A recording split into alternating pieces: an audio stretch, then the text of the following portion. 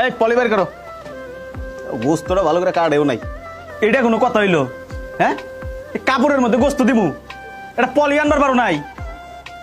আচ্ছা, তোমার তো দেখে মনে হইতেছে না যে তুমি এই এলাকার মানুষ। গোমরাটা খুলো তো দেখি। তুই তুই আমার বাড়িতে? তোর এত বড় সাহস! তোর না বারবার না করছি তুই আমার বাড়িতে আবি না, তারপর আমার বাড়িতে কেন আইছস? হ্যাঁ, তোর মাথার মধ্যে কি একটু বুদ্ধি নাই? পোলায় বারবার না করছে এই বাড়িতে আসার জন্য, তারপরেও তুই আইছস। এই তুই যে আমার মা, এই এলাকার লোকজন যদি জানে তাইলে আমার মান সম্মান থাকবে থাকবো না। তাই আমার মান সম্মান থাকতে এই এলাকা থেকে চলে যা। স্যার, আমি জানতাম না এটা আমনের বাড়ি। আজকে কুরবানির ঈদ তো, কুরবানির গোস্ত খাবার মন চাইছে, তাই আমি বাড়ি বাড়ি গোস্ত চাপা নিয়ে গেছি। আপনি বিশ্বাস করেন, আমি যদি জানতাম এটা আমনের বাড়ি, আমি কোনোদিন লইতাম না।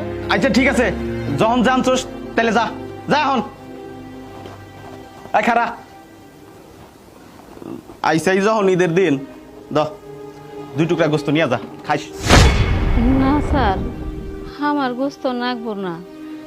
আজকে ঈদের দিন আমি না হয় কাঁচামরিচ আর পান্তা খাইয়া ঈদ কাটামো, গোস্ত নাকবো না। হ হ, এই কাঁচামরিচ পান্তা খাইয়া ঈদ কাটাকা, তখন কবলে তো আর গোস্ত নাই। এই ব্যাগ ধরো। এই যে একটা মহিলা, এইটা আপনার মা। আপনি দেখেন কত টাকা পয়সার মালিক, অথচ আপনার মা বাড়িতে বাড়িতে গোস্ত টোকায়। এই যে আমারা দেখেন, আমি কিন্তু একজন রিক্সা চালক, আমি কিন্তু সারাদিন রিক্সা চালাই। আমার বাপ মা ওরে নিয়ে আমি এক লগে খাই। আপনার এই গোস্ত নিয়ে যদি আমার বাপ মা ওরে খাওয়াই, আমার তো হারাম হবো। রাহেন মিয়া, আপনার গোস্ত আপনি খান। দেখছো কত বড় সাহস! হ্যাঁ, একটা গরিব ছোট লোক, সে কিনা তোমার মুখের উপরে পলি ফিলিং মারলো। দরকার নাই, ওদেরকে কোনো কষ্ট দেওয়া দরকার নাই। এলাকায় আরো অনেক গরিব মানুষ আছে, প্রয়োজনে তাদেরকে দিব। ওদেরকে এত ভালোবেসে আমাদের গোশ খাওয়াতে হবে না।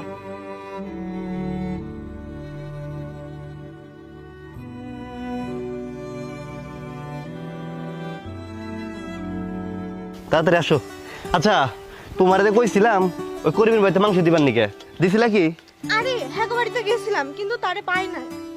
আবার কও কি?